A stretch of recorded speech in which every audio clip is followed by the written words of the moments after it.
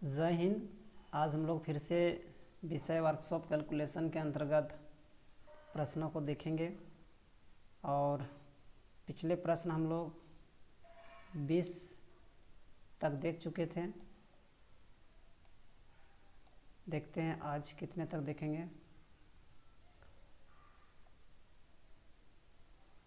तो आज हम लोग देखेंगे यदि कास्टिंग से तांबे का वजन कितना है, वो क्वेश्चन। तो इसके लिए हम लोग 30 प्रश्न तक देखे थे, अब हम लोग 31 देखेंगे।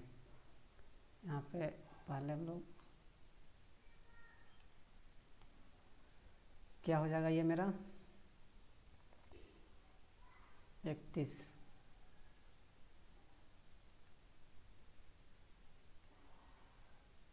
ये हो जाएगा मेरा प्रश्न संख्या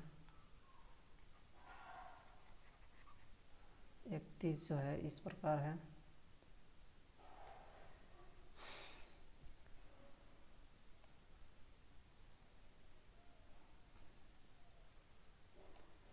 तो देखते हैं प्रश्न संख्या क्या है। तो 31 में क्या कहता है, यदि कास्टिंग में तांबे का वजन 42.3 किलोग्राम है और टीन का वजन 2.7 किलोग्राम है, तांबे का प्रतिशत क्या है।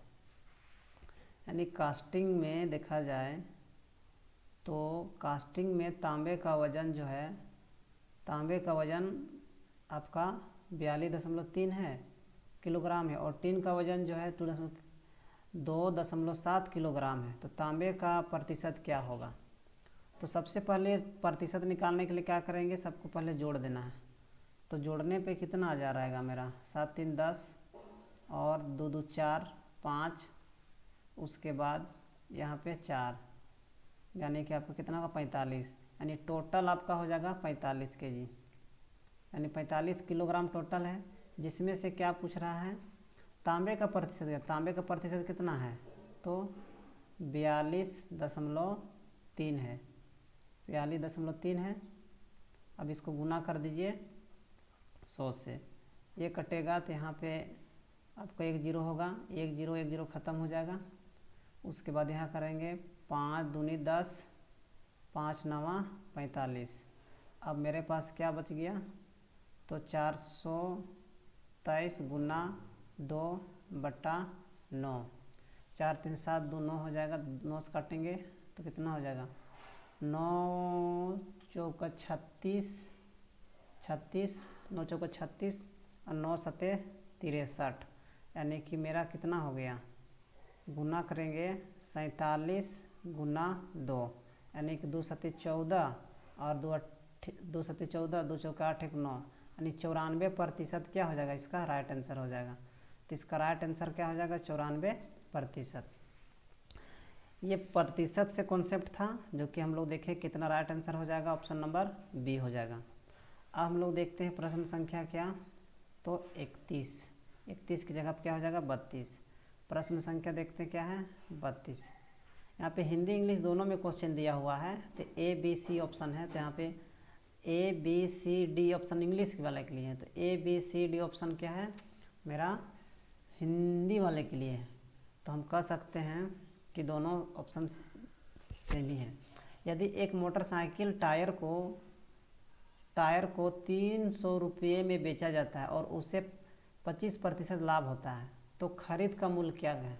तो कहने का मतलब है क्रय मूल्य हमको दिया हुआ है कितना, क्रय मूल्य हो गया 300 रुपया। यदि एक मोटरसाइकिल को 300 रुपया में बेचा जाता है और उसे कितना, तो 25% लाभ होता है, तो उससे खरीद मूल्य ज्ञात करना है। तो यहाँ पे क्या करना होगा, इसके लिए क्या करना होगा कि बेचा जाता है यानी कि लाभ हो रहा है, तो यानी कह सकते हैं 125% बराबर दिया हुआ है आपका 300।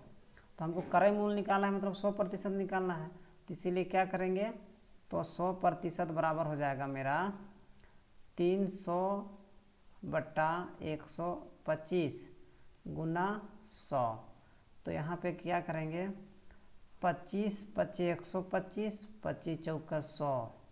अब यहाँ से काटेंगे 5 6 30 और यहाँ 0, और यहाँ पे गुना कर देंगे कितना 60 गुना 4, यानी 6 चौका 24, यानी 240 रुपये आपका क्या हो जाएगा, खरीद मूल्य होगा। 240 रुपये क्या होगा, खरीद मूल्य, यानी कि ऑप्शन नंबर क्या हो जाएगा, option number C, A B C, यानी ऑप्शन नंबर सी हो जाएगा। 240 रुपये आपका खरीदारी हो जाएगा।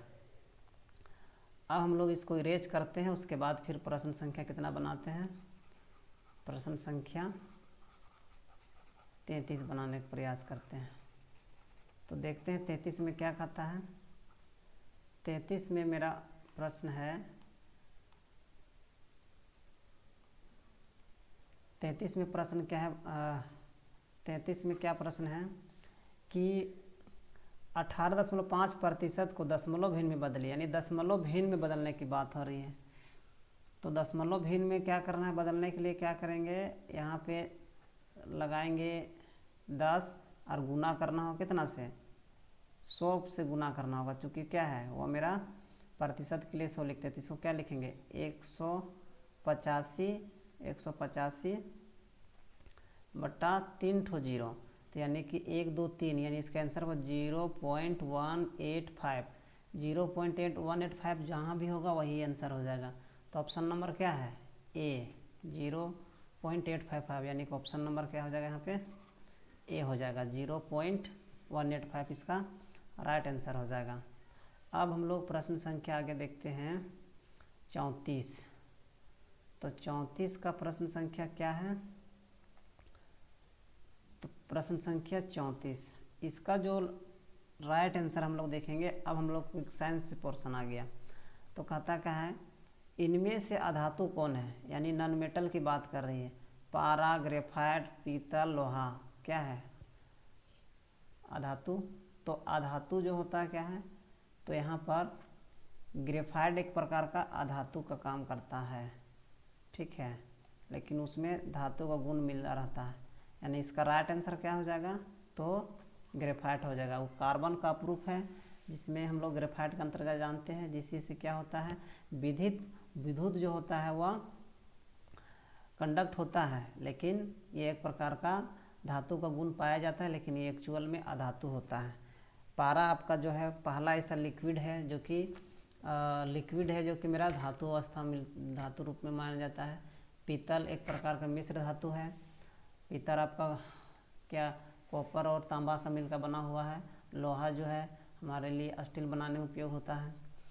अब हम लोग देखते हैं 35 क्या कहता है, इनमें से किस धातु में प्रमुख सामग्री में लोहा पाया जाता है। देखिए प्रमुख सामग्री मतलब मुख्य रूप से, तो देखिए पीतल धातु, ब्रॉन्ज धातु, जिंक धातु, उसके बाद लोह धातु।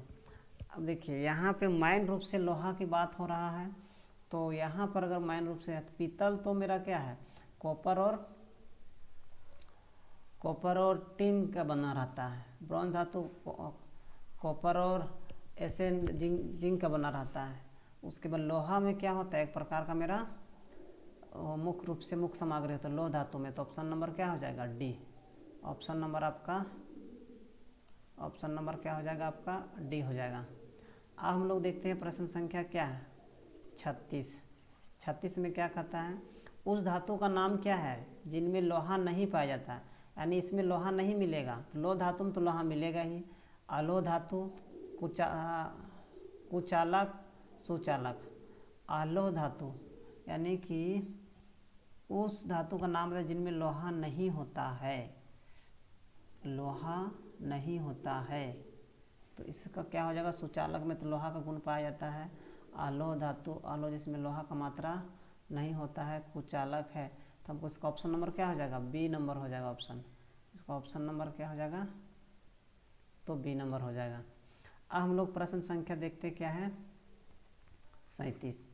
निम्नलिखित में से कौन सा गुणधर्म धातु का यांत्रिक गुण है। यांत्रिक गुण का मतलब क्या होता है, मैकेनिकल प्रॉपर्टी की बात कर रहा है। मैकेनिकल प्रॉपर्टी का मतलब क्या हो गया कि हमको प्रेशर या हीट या दबाव देख करके उसको हम लोग क्या करते हैं, कुछ उसमें परिवर्तन लाने का प्रयास करते हैं। गलनीयता ये मेरा क्या है, एक प्रकार का केमिकल प्रॉपर्टी आती है।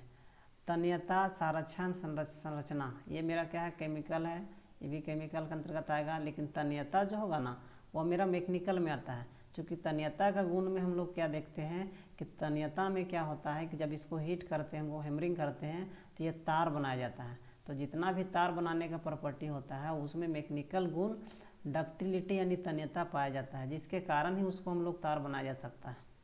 अब हम लोग प्रश्न संख्या क्या देखेंगे 38 में क्या कहता है कि इनमें से भंगुर धातु कौन है। भंगुर का मतलब होता है ब्रिटलनेस।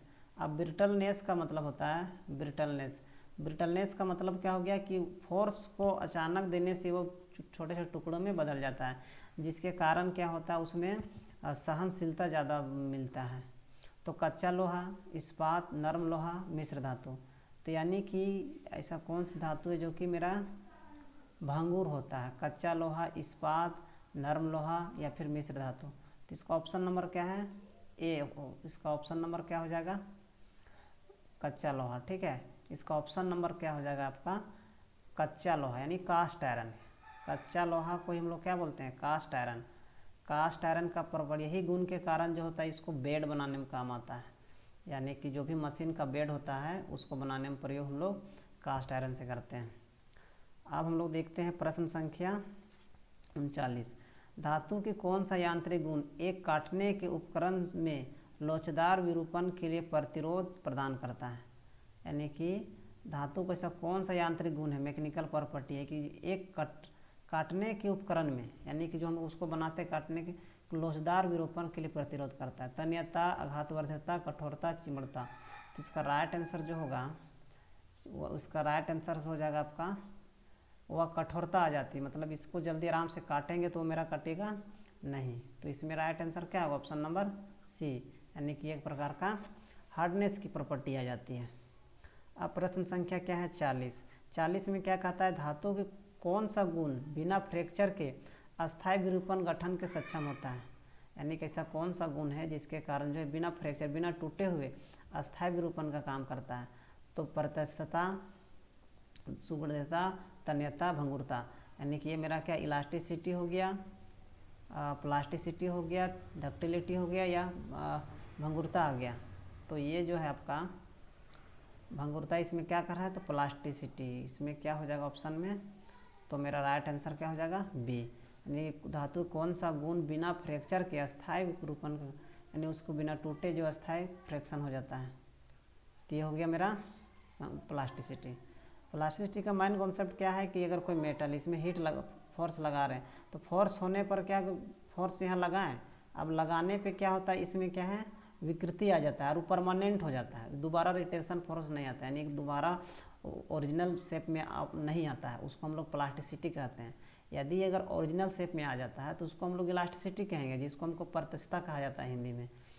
तो इस प्रकार से हम लोग साइंस पोर्शन है इसको हम लोग थ्योरेटिकली रूप से डिटेल भी करते जाएंगे और ऑब्जेक्टिव रूप से हम लोग कर ही रहे हैं। आशा करते हैं कि ये वीडियो आप लोग के लिए बहुत बेनिफिट साबित हो रही होगी और इसी तरह वीडियो में बने रहें। तब तक के लिए सभी को जय हिंद।